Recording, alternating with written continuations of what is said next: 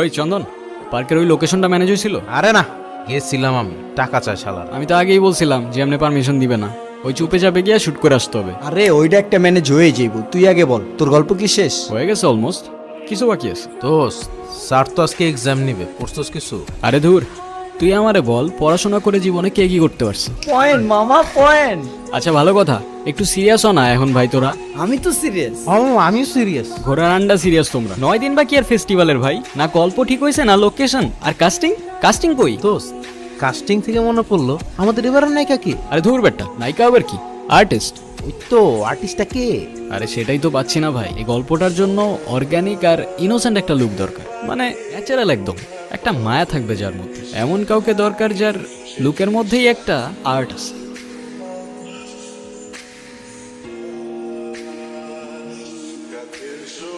Art আছে। Artist. আচ্ছা চল, বাকি ডিসকাশন কোচিং এর পর করবো।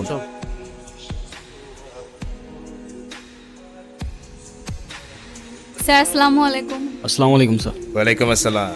কি পোলাপাইন, ম্যাথ টেস্টের জন্য রেডি তো? জি স্যার। স্যার আজকে টেস্ট যে ক্লিয়ার করবে তার মনে করো ভার্সিটিতে চান্স হয়েই গেছে। এই শাখাওয়াত স্যার তোমাদের জন্য সুপারিশ করো, আর সেখানে তো চান্স না পাওয়ার কোনো প্রশ্নই আসে না। কি ডক মারতেছে দেখ। কি রে, কি বললি ওরে? না স্যার, ওই এক্সাম নিয়ে কথা বলতেছিলাম আর কি। তোরে তো আমি খুব ভালো করে চিনি, তোর সাথে জানি একটা কে আছে, আপন। এই আপন, দাঁড়া দাঁড়া দাঁড়া। জি স্যার। আপন আর চন্দন, তোমরা কিন্তু ওর থেকে দূরে দূরে থাকবা, না হলে কিন্তু তোমাদের ভবিষ্যৎ একদম অন্ধকার বলে দিতেছি। আর তুই তুই জানি কি করস, সারাদিন ক্যামেরা নিয়ে দৌড়াদৌড়ি করস, এগুলা কইরা কোনো লাভ নাই। ওই শেষমেশ বিয়ে বাড়ির ক্যামেরাম্যান হইবি। বস, পরীক্ষা সবাই মিলা দাও, তারপর দেখবো কার নদীতে কত জল।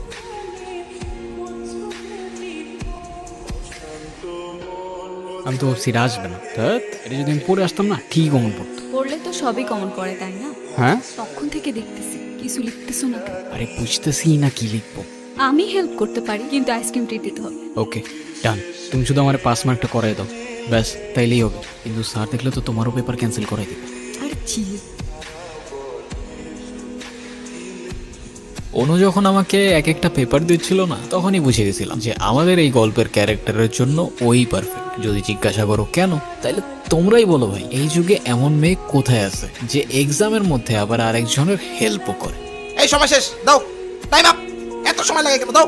ফলাফাইন, আপাতত এক্সাম শেষ, কালকে থেকে 7 দিনের একটা ছুটি পাবা। কিন্তু তোমরা আবার এই 7 দিনের ছুটির মধ্যে মুভি সিরিজ দেখতে বসে যাও। ভার্সিটিতে ভর্তি হওয়ার আগ পর্যন্ত একটু মনোযোগ দিয়ে পড়াশোনা করো, সবাই কথা বুঝছো? জি স্যার। আসি তাহলে। ওই কই যাও, তোমার ট্রিট দিই চলো। এখন না, আগে রেজাল্ট দিই, ভালো রেজাল্ট আসুক তারপর। কেমনে, স্যার তো 7 দিনে বন্ধ দিয়ে দিল।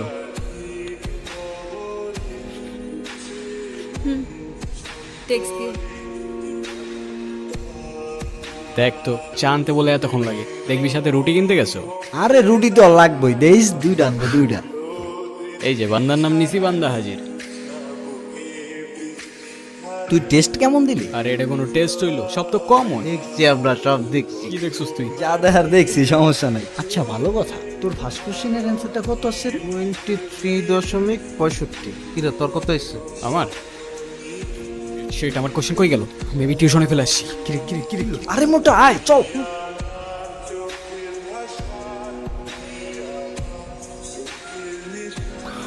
আচ্ছা কি শুরু করলি তুই? আরে ভাই, তোর কোশ্চেন লাগলে আমারটা নেন না। আরে মাথা মোটা, ওই কোশ্চেনের মধ্যে অনুর নাম্বার ছিল। তো কি কোচিং খুললে আবার নিয়ে নিস?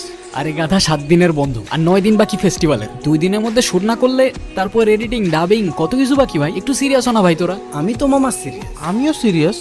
দেখ ব্রো, এই শর্ট ফিল্মের জন্য যে ইনোসেন্ট লুকটা দরকার সেটা একমাত্র ওর মধ্যেই আছে। তো যেমনেই হোক ওরে খুঁজে বের কর। আচ্ছা মাথা ঠান্ডা করো, সবাই বাসায় যা, পরে দেখতেছি কি করা যায়। আরে চল না, আয়। চল চল। কিরে ভাই, কল ধরস না কেন? কতক্ষণ ধরে কল দিতেছি, খোঁজ পাইছস কোনো? আচ্ছা ঠিক আছে। কিরে জ্যাম, কি সমস্যা? এত টেনশন কিসে? খুব ইম্পর্ট্যান্ট একটা জিনিস হারাই ফেলছি ডাল। টেনশন করিস না, পেয়ে যাবি। মন থেকে কিছু খুঁজলে না অবশ্যই পাওয়া যায়। এই, তোর সামনে না একটা শর্ট ফিল্ম ফেস্টিভ্যাল ছিল, কি অবস্থা ওটা? গল্প তো রেডি ড্যাড, কিন্তু কিছু একটা হারাই গেছে যেটার জন্য কিচ্ছু শুরু করতে পারতেছি না। টাইটেল কি? Whispers of solitude. ওয়াও, মারাত্মক। I feel proud. তোর বয়সে আমার জীবনে সিগারেটের ধোঁয়া ছাড়া আর কিছুই ছিল না। ড্যাড, তুমি এত জোস কেন বলো তো? সবার কাছে কমপ্লেন শুনি, সবার বাসার থেকে তার উপরে সায়েন্স চাপায় দেয়, এটা চাপায় দেয়, ওটা চাপায় দেয়, আর আমি যা করতে যাই তুমি ওইটারই সাপোর্ট করো। মানে কেমনে? ওই যে বললাম, তোর বয়সে আমার সিগারেটের ধোঁয়া ছাড়া আর কিছুই ছিল না। তুই এমনিতে রাজ্যের চাপ নিয়ে আছিস, তারপরে আমরাও যদি পরিবার থেকে তোকে চাপের মধ্যে রাখি তাহলে তুই যাবি কোথায়? শেষমেশ আমার পথটাই তোকে বেছে নিতে হবে। হ্যাঁ হ্যালো, কি খোঁজ পাইছিস কোনো? আরে বেটা খোঁজ পাইছি মানে বাসার অ্যাড্রেস পেয়ে গেছি পুরা। আচ্ছা কালকে দেখা হচ্ছিস তাহলে। ও মামা ঠিক আছে ডান ডান। ডান। যা হারাই গেছিল পেয়ে গেছি ড্যাড। বলেছিলাম মন থেকে খুঁজলে সেটা পাওয়াই যায়। আচ্ছা তুই শিওর এটাই বাসা? আরে বেটা আমি কি শিওর না হয়ে কইছি তোরে? এই তোমরা এখানে কি করতেছো? তুমি কি আমার পিছু করা শুরু করছো? আরে ছিছি, আমরা ওরকম ছেলেই না। আসলে কালকে টিউশন থেকে কোশ্চেন পেপারটা হারাই ফেলছি আর তোমার নাম্বারও হারাই ফেলছি। এই কি বলবো বলো তো, নাইলে আমি যাই। আসলে সামনে আমাদের একটা শর্ট ফিল্ম ফেস্টিভ্যাল আছে, ওইটার জন্য আমরা একটা শর্ট ফিল্ম বানাচ্ছি। হ্যাঁ তো আমাদের গল্পের জন্য একটা ক্যারেক্টারই দরকার, আর আর কি? সেই ক্যারেক্টারের জন্য একমাত্র তুমিই পারফেক্ট। আমারে দিয়ে এগুলো হবে না ভাই, best of luck. Anu Anu Anu Anu Anu please. হ্যাঁ দেখো, অ্যাক্ট্রেস হওয়ার ইচ্ছা আমার দূর স্বপ্নেও নাই। আর তাছাড়া আমি একটু একা একা থাকতে বেশি পছন্দ করি। আরে এইটাই তো, আমার ক্যারেক্টারটাও এরকম, ওরও সবসময় একা একা থাকতেই পছন্দ। আমার কোনো ইন্টারেস্টও নাই। আরে শুরু করলে না ইন্টারেস্ট আসবে, আর দেখবা সময়টাও ভালো কেটে যাবে। প্লিজ অনু মেনে যাও না। প্লিজ দেখো 3টা ইনোসেন্ট ছেলের ক্যারিয়ার দাঁড়ানোর প্রশ্ন। আচ্ছা ঠিক আছে, কিন্তু আমার যদি ভালো না লাগে আমি কিন্তু। আরে চিল, এই টাইমটা যদি তোমার বেস্ট টাইম না যায় না, তুমি আমার নাম ঘুরে নাম রেখো। আচ্ছা দেখা যাবে। ওকে, স্টোরিটা শুরু হবে তোমার ক্যারেক্টারটা দিয়ে। তোমার নাম জুলি। তুমি সবসময় একা একা থাকো, মেইনলি তোমার ক্যারেক্টারটাই গল্পে লোনলিনেসটা রিপ্রেজেন্ট করে, বুঝছো? ওকে, আর মেকআপ? নো মেকআপ, আমার তোমার এই ন্যাচারাল লুকটাই লাগবে। আরে তুই লাইটটা ধর না ঠিক মতো। হ্যাঁ ধরতেছি। ওকে, তুমি ওখান থেকে হেঁটে হেঁটে আসবা, ঠিক 4-5 সেকেন্ড পরে তোমার ফোনে একটা নোটিফিকেশন আসবে। তুমি ফোনটা দেখলা আর আমরা ট্রানজিশনে চলে যাবো। আচ্ছা ঠিক আছে। Rolling and action. কি ভাই, কি শুট করতেছেন আপনারা? Short film. পারমিশন আছে? কিসের পারমিশন? তা শুট করতেছেন, পারমিশন নেবেন না? সেটাই তো জিজ্ঞাসা করতেছি ভাইজান, এটা তো কোনো প্রাইভেট প্রপার্টি না, তো পারমিশনটা কিসের? তো সাহস কম না, তুই তো মুখে মুখে কথা বলতেছ। এক বাপের এক ছেলে, সাহস কমার তো প্রশ্নই আসে না। আমাগো এলাকা শুট করতে দিব না, কি করবি কর। এই তো বুঝছি, আজা এরা পোলা পাইন হুদাই গ্যাঞ্জাম করতে আসছে। চল রে, অন্য কোনো লোকেশন দেখে নিব। এই ভাই তো জায়গা কিছু একটা করো। এ ভাই, নায়িকার সাথে একটা সেলফি দিতে দিলে চলে যেতাম। কোনো রিয়াক্ট করিস না, লাগলে চলে যাবে। আচ্ছা একটা সেলফি তো তুলতে চাচ্ছি না, তাহলে তো আমরা কাজটা শেষ করতে পারি। কোনো দরকার নেই। কেউ নিজেদেরকে নেই, সবসময় একটা আলগা ভাব নিয়ে থাকি। ঢং। আপু একটা সেলফি তুলতাম আর কি। হ্যাঁ তুলেন, আপু একটু তাকাবেন? একটু দূর থেকে তুলেন। 3টা ছেলের মধ্যে একটা মেয়ে, আমরা মনে করছেন কিছু বুঝি না। না কি সিনেমা বানাইতেছেন, আমাদের একটু দেখান। সিনেমা দেখবি না? আয় দেখাই তোর cinema.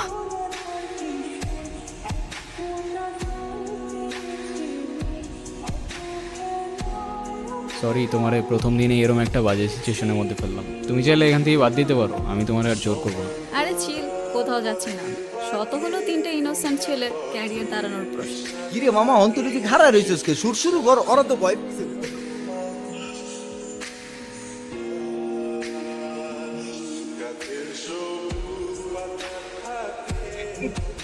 I guess it's a backup guys. ওরে thank you so much guys, তোদের জন্য এই প্রজেক্টটা এত জোস ভাবে নামছে। আরে শালা দেখ ওই দি ফর্মালিটিস দেখাইতে। আমি আগেই বলছিলাম, ও অলওয়েজ একটা ভাব ধরে থাকে। আরে কিসের সাথে কি, চল সামনের দিকে আগাই, সন্ধ্যা হয়ে যাবে। হ্যাঁ হ্যাঁ চলো। কিরে দেখতেছিস সব ঠিকঠাক তো? সব ঠিকঠাক ডাক, ইনফ্যাক্ট আজকাল সবকিছু একটু বেশি ঠিকঠাক। Are you in love? তুমি কেমনে জানলা? আমি তোর বাপ বেটা, তোর ডায়াপার থেকে সেরিলাক পর্যন্ত সব আমি দিছি। I love you dad. তোমার মতো বাবা পুরো দুনিয়াতে একটাও নেই। You are the best. এদিকে কিছুদিনের মধ্যেই আমরা ফেস্টিভ্যালটা জিতেও যাই। মাঝে অনেক পলিটিক্স থাকলে অডিয়েন্সের সাপোর্টে আমাদের শর্ট ফিল্মটাই ফার্স্ট হয়ে যায়। আমাদের সেদিনকার সেলিব্রেশনটার মধ্যে না আলাদাই একটা ফিলিং ছিল, যেটা লাখ টাকা দিয়েও কেনা সম্ভব না। আমার তোমাকে কিছু কথা বলার ছিল। আমারও। তাহলে তুমি আগে বলো। না, তুমি আগে, লেডিস ফার্স্ট। আরে ধুর, বলো না। আচ্ছা ঠিক আছে, তুমি আগে এটা বলো যে আমাদের সাথে এই দিনগুলা তোমার কেমন কাটলো? সত্যি বলতে প্রথমে বুঝি নাই যে দিনগুলো এত ভালো কাটে। এই দিনগুলো সারা জীবন আমার কাছে মেমোরিজ হয়ে থাকে। Thanks to you. আসলেই নাকি ঢপ মারতেছো? আরে ধুর, বলো না কি বলবো।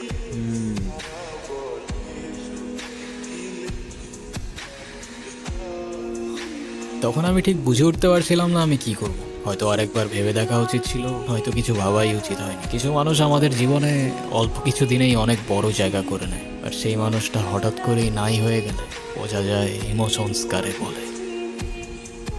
ভাই অনুরে একটু ডাক দিয়ে দিতে পারবেন? অনু তো কিছুদিন আগে কোথায় যেন গেল দেখলাম। কোথায় গেছো? সেটা তো বলতে পারবো না। তো কোথায় গেছে জানবেন না আপনি? আরে আজব, আমি কিভাবে জানবো? আর কি হন আপনি ওর? আরে আমি ওর কিছু না ভাই, যান আপনি যান।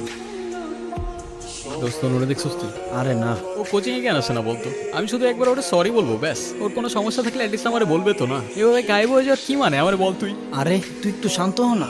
অ্যাটলিস্ট আমার সাথে একবার দেখা তো করবে নাকি? একবার কথা তো বলবে। কি এমন করে ফেলছি রে আমি ভাই? সরিটা তো বলতে দিবে নাকি? কি রে ভাই, তুই কান্না করতেছস? দোস্ত দেখি, আরে না, এদিক টাকা। আরে শালা পাগলামি কেন করতেছিস? এদিকে আয়, আমরা আছি না। সব ঠিক হয়ে যাবে দোস্ত, মন খারাপ করিস না। দোস্ত, অনু আসছে। আরে আমরা এতদিন কিছুই জানতাম না। অনু চলে যাওয়ার কয়েকদিন আগে কোচিং এ কি হয়েছে জানোস তুই? অনু তুমি একটু দাঁড়াও তো, তোমার সাথে কথা আছে। সবাই চলে গেছে? জি স্যার, সবাই তো চলে গেল। তুমি একটু বসো না, তোমার সাথে কথা বলি। তোমার তো খুঁজই পাওয়া যায় না। তুমি তো ভালো কোথাও পড়ার স্বপ্ন দেখো, তাই তো? জি স্যার।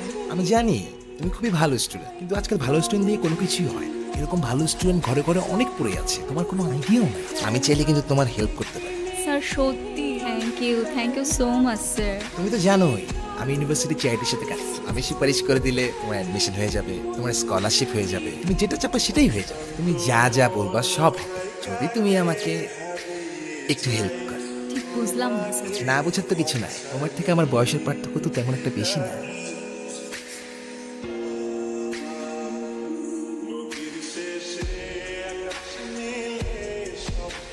কোথায় পালাইছিলে এতদিন তুমি? এই কথাগুলো আমার আগে বলতে পারো নাই তুমি? সেদিন আমি এই কথাগুলো বলতেই আসছি।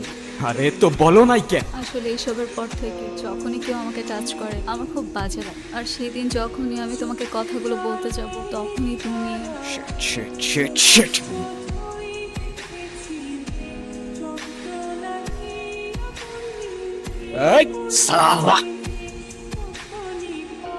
টিউশনের নামে মেয়েদের গায়ে হাত দিস তুই?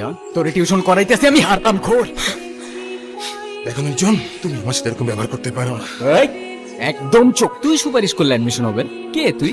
না আমারে বল তুই কে? দেখো আমি তোমাদের টিচার। একদম চোখ। টিচারের রেসপেক্ট জানোস তুই? হ্যাঁ, তোমার আইডিয়া নাই আমি তোমার কি করতে পারি। আমার পাওয়ার সম্পর্কে তোমার কোনো ধারণা নাই। আরে রাখ তোর পাওয়ার, আমরা পকেটে রাখি। আর আমি পাবলিকের মায়ের সামনে সব খাওয়া নাই। তুই তোর পাওয়ার দেখাবি না? হ্যাঁ চল দেখা তোর পাওয়ার। আমিও দেখবো না কালকে থেকে কেমনে চলে তোর এই টিউশন আর কই থাকে তোর রেপুটেশন। হারাম খোর।